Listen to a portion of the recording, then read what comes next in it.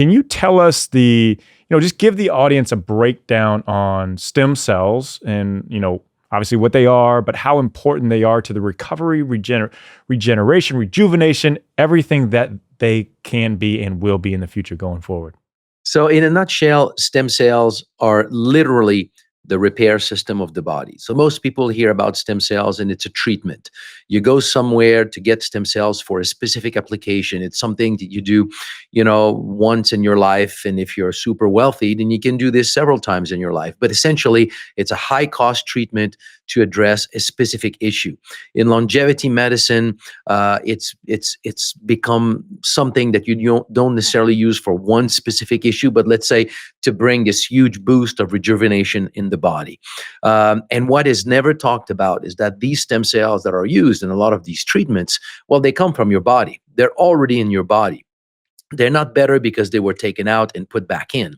So to me, what has been the driving question since the early days of stem cell research, since 2001, was if stem cells have such regenerative potential and they are in our body, then what is the natural role of stem cells in the body? And is there a way of leveraging these stem cells in the body? So in direct answer to your question, stem cells are literally the repair system of the body. Just like you have an immune system, you have a repair system.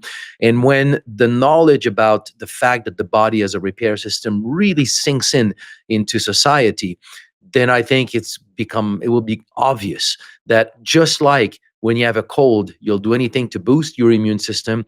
Well, if something is broken or not functioning right in the body, then you'll want to stimulate your repair system. So why is it right now that, stem cell, it's just looked at as almost like a transfusion, right? It's an operation. You can only go to Mexico, Costa Rica, these different countries.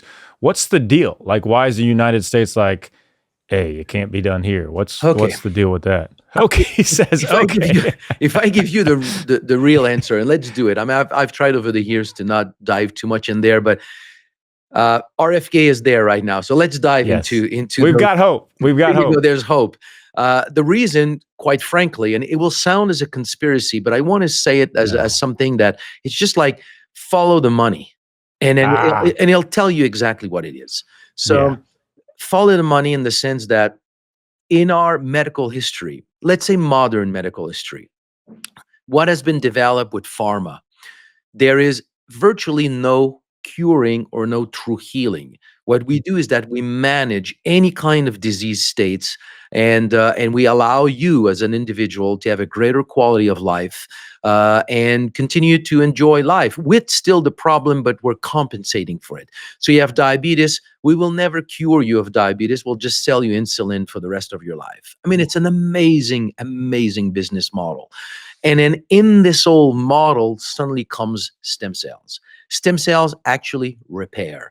There's clear studies, absolutely undeniable. Stem cells can go and repair the pancreas. They can repair the heart. They can repair your lung. They can repair your liver. They can repair your brain. They can repair everything. So there's a path to now go way beyond management of health conditions to allow the body to repair. So in a world where all the money in medicine is into giving you a better quality of life by selling you something every day of your life for the rest of your life, now you bring a model that says we can repair. It is the biggest threat to that industry.